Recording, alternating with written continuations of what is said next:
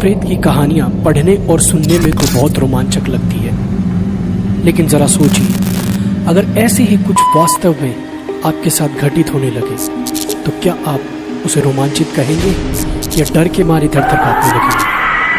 किसी परलौकिक शक्ति या प्रेत आत्मा का आसपास होने का एहसास भी शरीर में एक अजब सी सिरहन पैदा कर देता है। तो ऐसे में जाहिर सी बात है, जब आपका सामना ऐसे किसी ताकत से हो जाएगा तो आपका रोमांचक वहीं दम तोड़ देगा।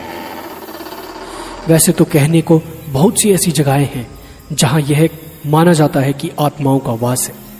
कोई वीरान और अकेला घर हो या एक लंबे समय से खाली पड़ी इमारत।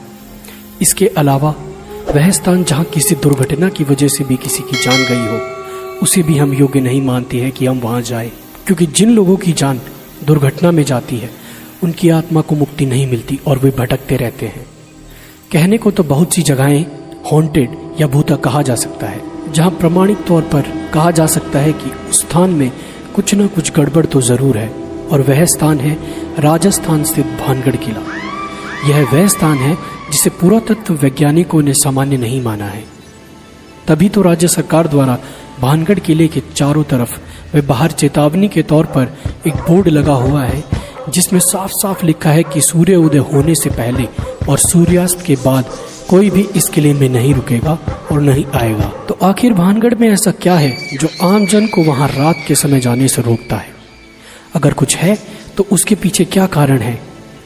हालांकि कोई भी पुख्ता तौर पर वहां घटने वाली दुर्घटना का कारण नहीं बता पाया, लेकिन स्थानीय लोगों के बीच प्रचलित है कुछ कहानियां जो साबित करती है कि वहां कुछ ना कुछ तो जरूर हो सकता है। लोगों का मानना है कि बहुत समय पहले इस स्थान पर रत्नावती नाम की बहुत सुंदर राजकुमारी रहती थी, जिस पर काला जादू करने वाले तांत्रिक की कुदृष्टि थी। तांत्रिक ने अपने जादू से राजकुमारी को वश में करके उसका शारीरिक शोषण किया, लेकिन एक दुर्घटना के चलते उस तांत्रिक की मृत्यु हो गई और आज भी उस तांत्रिक की आत्मा वहां भटकती रहती है। तांत्रिक के श्राप के अनुसार वह स्थान कभी भी बच नहीं सका।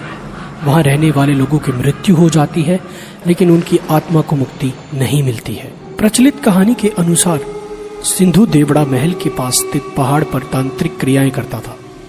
वह रानी रत्नावती के रूप पर आसक्त था। एक दिन भानगढ़ के बाजार में उसने देखा कि रानी की एक दासी रानी के लिए केश तेल लेने आई है।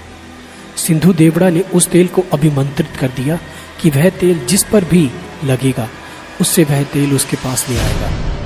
कहते हैं कि रानी ने जब तेल को देखा तो वह समझ गई कि यह तेल सिंधु सेवड़ा द्वारा अभिमंत्रित है।